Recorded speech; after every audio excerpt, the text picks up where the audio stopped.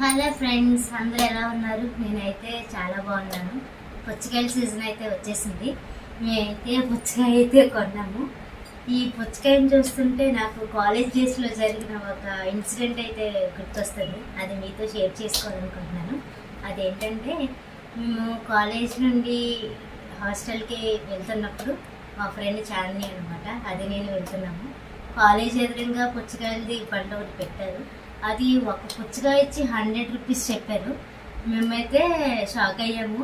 ఆ అంకుల్ ఏంటంటే కాన్ఫిడెంట్గా ఈ కాయ చాలా బాగుంటుంది, టేస్ట్ ఉంటుంది, కలర్ ఉంటుంది, మీరు బాగోపోతే రిటర్న్ నాకు తెచ్చి ఇచ్చేసేయండి, మీ డబ్బులు మీకు ఇచ్చేస్తా అన్నారు. మేమైతే 100 రూపాయలు 2 పుచ్చకాయలు అడిగాము. ఆయన అయితే ఏమన్నారు, సరే అని అంకుల్కి వద్దని చెప్పేసి అలా నడుచుకుంటూ వెళ్తుంటే ఆటో దగ్గర 100 రూపాయలకి 3 పుచ్చకాయలు అన్నారు. సరే అని చెప్పేసి తీసుకుంటే 3 కాయలు ఒక్కొక్కరు ఎలా ఏరితే బాగోదని చెప్పేసి, ఒకళ్ళే ఏరితే బాగోదని చెప్పేసి ఇంకా చాందిని ఒక కాయ ఒకటి ఏరింది, నేను ఒకటి, ఆ సేల్ చేసే అంకుల్ ఒక కాయ తీసుకున్నారు. మొత్తం 3 కాయలు తీసుకుని హాస్టల్కి వెళ్ళాము అనమాట. హాస్టల్కి వెళ్ళిన తర్వాత మళ్ళీ బ్యాక్ అంకుల్కి ఒక డైలాగ్ చెప్పాము. ఏంటంటే, రేపు కూడా 2 అంకుల్ మా వాళ్ళు ఉన్నారు తీసుకుంటారని చెప్పేసి చెప్పాము. ఆ అంకుల్ సరే అన్నారు. మేము హాస్టల్కి వెళ్ళిపోయాము. వెళ్ళిన తర్వాత అక్కడికి 100 రూపాయలు 3 పుచ్చకాయలని అందరికీ చెప్పేసాము. చెప్పిన తర్వాత రూమ్లో కూర్చుని ఫస్ట్ కాయ కట్ చేసాము. అదేమో కలర్ అంతా వైట్గా ఉంది. సరే అని చెప్పేసి ఇంకో కాయ కట్ చేసాము, అది కూడా వైట్గానే ఉంది. ఇంకా ఓన్లీలే కలర్ ఎలా అయితే ఉండే టేస్ట్ అయినా బాగుంటుంది అని చెప్పేసి టేస్ట్ చూసాము. చప్పగా ఉంది, వరస్ట్ అన్నమాట, అసలు బాగాలేదు కాయ. అప్పుడు అర్థమైంది ఆ అంకుల్ 100 రూపాయల కాయ ఎందుకు అమ్ముతున్నారు.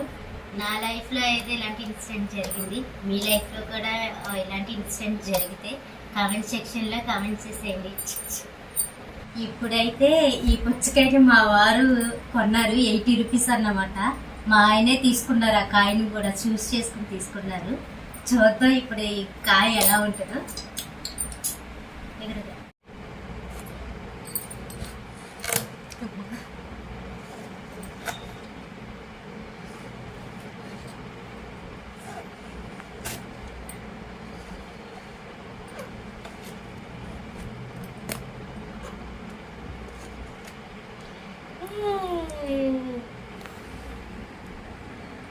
కరెక్ట్గానే తీసుకున్నారు మా వారు. టేస్ట్ కూడా బాగుంది. Thank you for watching. Bye bye.